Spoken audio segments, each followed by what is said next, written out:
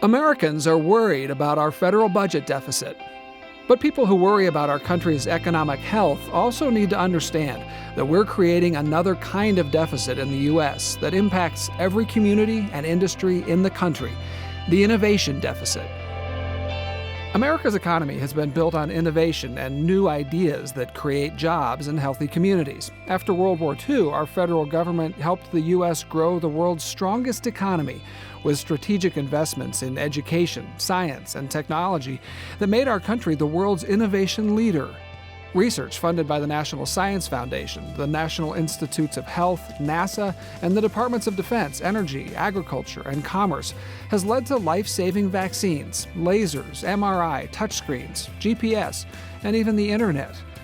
In fact, more than half our country's economic growth in recent decades has been thanks to innovation, much of which has resulted from federally funded scientific research. Innovation has made the United States the leading economic power in the world. It's why new industries have their roots here in the U.S. and why the smartest people from all over the world want to be at our universities. It's the reason our men and women in uniform are equipped with the world's most advanced technology. But now, that's changing. Scientists and business leaders agree that a growing innovation deficit means the U.S. could lose its lead in science and technology, and once that lead is lost, it could be difficult to regain. So what is the innovation deficit? It's the widening gap between the actual level of federal government funding for research and education and what the investment needs to be if the United States is to remain the world's innovation leader. Let's look at it another way. Every country has great minds, and when we invest in those great minds by supporting education, science, and innovation, it leads to a strong economy. But if we cut back our investment while other countries grow theirs, we fall behind. Americans' investments in research and higher education are now flat or declining, while others, such as China, Singapore, Korea, and the EU, are dramatically increasing their funding in those areas. Federal budget cuts to science and education programs over the past several years, compounded by sequestration, helped create this deficit.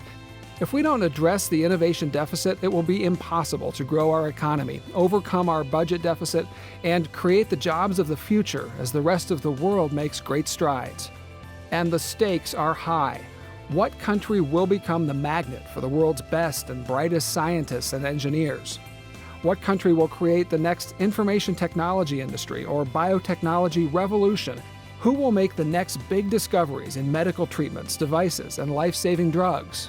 Will the United States continue to be the innovation leader, or will we be just another competitor?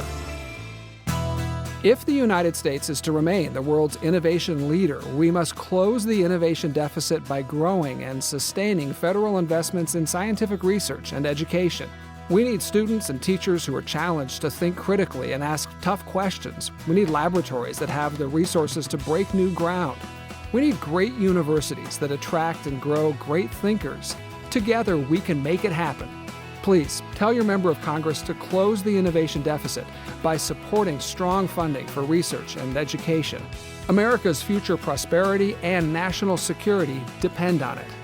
For more information, visit www.innovationdeficit.org or follow the conversation on Twitter with the hashtag InnovationDeficit.